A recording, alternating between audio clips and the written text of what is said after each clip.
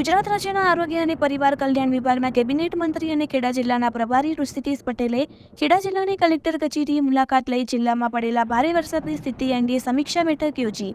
ત્યારબાદ વરસાદની પરિસ્થિતિને ધ્યાને લઈ આરોગ્ય, વીજળી, રસ્તા, મકાનોની સ્થિતિ અને ખેતી, પશુપાલન સહિતના જાનમાલને થયેલ નુકસાનની બાબતોની સર્વગ્રાહી સમીક્ષા કરી હતી. સાથે વરસાદી પાણીના નિકાલની વ્યવસ્થા અને વરસાદ બાદ વીજ પુરવઠો ઝડપથી પૂર્વવત થાય તથા આરોગ્ય સંદર્ભમાં પાણીજન્ય રોગો ઊભા ન થાય અને અસરગ્રસ્ત વિસ્તારોમાં દવા છંટકાવની કામગીરી કરવાની સાથે પીવાના સ્વચ્છ પાણીની વ્યવસ્થા કરવાની સૂચના આપી હતી.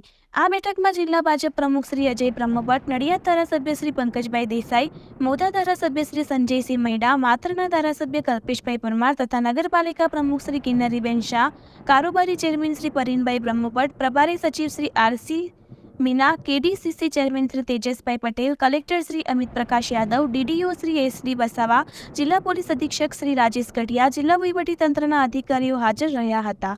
Reporter Sanjay Chunara, Nadiad, GPMC news 24/7 live. Kheda જિલ્લાની અંદર જે પ્રકારે વરસાદને કારણે પરિસ્થિતિ ગંભીર થઈ છે, શું કહેશો આપની મુલાકાત? સમગ્ર ગુજરાતની અંદર 25મી તારીખથી રેડ એલર્ટ, ક્યાંક યલો, પરંતુ ગઈકાલે સમગ્ર રાજ્યની અંદર રેડ એલર્ટ હતું. એમાં ખાસ કરી મધ્ય ગુજરાતની અંદર સૌરાષ્ટ્ર અને દક્ષિણ ગુજરાત, ઉત્તર ગુજરાત છોડી અને દરેક જગ્યાએ ખૂબ વધારે વરસાદના કારણે પૂરની પરિસ્થિતિ ઊભી થઈ છે. આજે આદરણીય મુખ્યમંત્રી ભૂપેન્દ્રભાઈ પટેલે 4 વાગે વરસાદની પૂરની પરિસ્થિતિ ઉદ્ભવેલી છે એના અનુસાંગિક તમામ જિલ્લાના collector Shri, DDO Shri, nodal officer Shri અને સાથે પ્રભારી સચિવોને પણ, પ્રભારી મંત્રીઓને પણ એમના જિલ્લાઓમાં મોકલ્યા છે, જેથી કરી સાચી પરિસ્થિતિનો તાગ મળે.